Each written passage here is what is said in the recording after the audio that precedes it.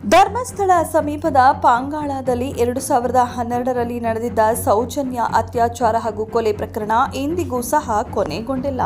ಪ್ರಕರಣವನ್ನು ನಿಭಾಯಿಸಿದ್ದ ಪಿಎಸ್ಐ ಸರಿಯಾದ ಸಮಯಕ್ಕೆ ಪ್ರಕರಣಕ್ಕೆ ಸಂಬಂಧಿಸಿದ ಪ್ರಮುಖ ಸಾಕ್ಷಿಯೊಂದನ್ನು ಬರೋಬ್ಬರಿ 12 ದಿನಗಳ ಬಳಿಕ ಸಲ್ಲಿಸಿ ಅದು ಅಮಾನ್ಯವಾದ ಕಾರಣ ಅತ್ಯಾಚಾರಿಗಳು ಯಾರೆಂದು ಪತ್ತೆ ಹಚ್ಚುವುದು ಅಸಾಧ್ಯವೆನಿಸಿದೆ. ಇನ್ನು ಪೊಲೀಸರು ಬಂಧಿಸಿದ್ದ ಆರೋಪಿ ಸಹ ನಿರಪರಾಧಿ ಎಂದು ಸಾಬೀತಾಗಿ ಬಿಡುಗಡೆಯಾಗಿದ್ದು, ನಿಜ ಆರೋಪಿಯನ್ನ ಪತ್ತೆ ಹಚ್ಚುವಲ್ಲಿ ಪೊಲೀಸರು ಯಶಸ್ವಿ ಆಗಲೇ ಇಲ್ಲ. ಹೀಗೆ ಹಿಂದಿನಿಂದಲೂ ನಿಗೂಢ ಹಾಗೂ ಅನುಮಾನಾಸ್ಪದವಾಗಿರುವ ಸೌಜನ್ಯ ಕೇಸ್ ಬಗ್ಗೆ ಇದೀಗ ಕನ್ನಡದ ಯೂಟ್ಯೂಬರ್ ಸಮೀರ್ ಎಂಬಾತ ವಿಡಿಯೋ ಹಂಚಿಕೊಂಡಿದ್ದು, ಇಡೀ ಪ್ರಕರಣದ ಕರ್ಮಕಾಂಡಗಳನ್ನು ಬಿಚ್ಚಿಡುವ ಪ್ರಯತ್ನ ಮಾಡಿದ್ದಾರೆ. ಪ್ರಕರಣದ ಹಿಂದೆ ಊರಿನ ಹಿರಿಯರ ಕೈವಾಡವಿದೆ ಎಂದು ಆರೋಪಿಸಿರುವ ಸಮೀರ್ ಎಲ್ಲಿಯೂ ಸಹ ಯಾರ ಹೆಸರನ್ನ ಹೇಳದೆ ವಿಡಿಯೋದಲ್ಲಿ ಮಾತನಾಡಿದ್ದಾರೆ. ಹೀಗೆ ಸಮೀರ್ ವಿಡಿಯೋ ಸಾಮಾಜಿಕ ಜಾಲತಾಣದಲ್ಲಿ ವೈರಲ್ ಆಗುತ್ತಿದ್ದಂತೆ ಪರ ವಿರೋಧಗಳು ವ್ಯಕ್ತವಾಗಿವೆ. ಸಮೀರ್ ಓರ್ವ ಮುಸ್ಲಿಂ, ಹೀಗಾಗಿ ಈ ರೀತಿ ವಿಡಿಯೋ ಮಾಡಿದ್ದಾರೆ ಎಂದು ಇಷ್ಟು ದಿನಗಳ ಕಾಲ ಸೌಜನ್ಯ ಸಾವಿಗೆ ನ್ಯಾಯ ಸಿಗಬೇಕು ಎನ್ನುತ್ತಿದ್ದವರೇ ಕಿಡಿಕಾರುತ್ತಿದ್ದಾರೆ.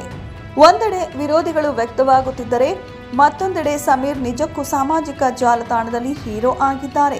ನಿಮ್ಮ ವಿಡಿಯೋದಿಂದ ಗೋಮುಖ ವ್ಯಾಘ್ರಗಳ ಬಗ್ಗೆ ಅರಿವಾಗಿದೆ ಎಂದು ಹಲವರು ಕಮೆಂಟ್ ಕೂಡ ಹಾಕಿದ್ದಾರೆ.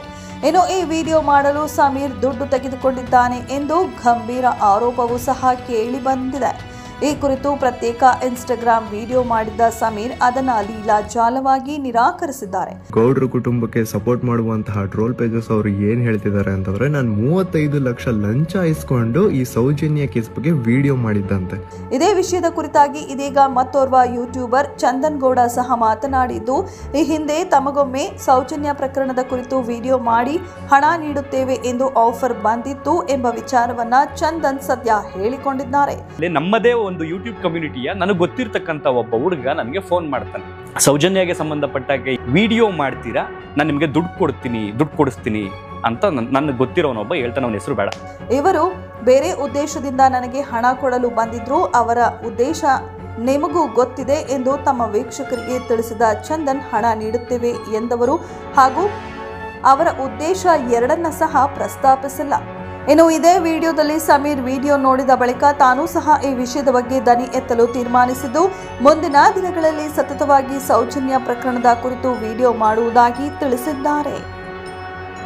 ಇದಿಷ್ಟು ಈ ಹೊತ್ತಿನ ಸುದ್ದಿ. ಮತ್ತಷ್ಟು ಸುದ್ದಿಗಳಿಗಾಗಿ ನೋಡ್ತಾ ಇರಿ ಸಿರಿ ಟಿವಿ.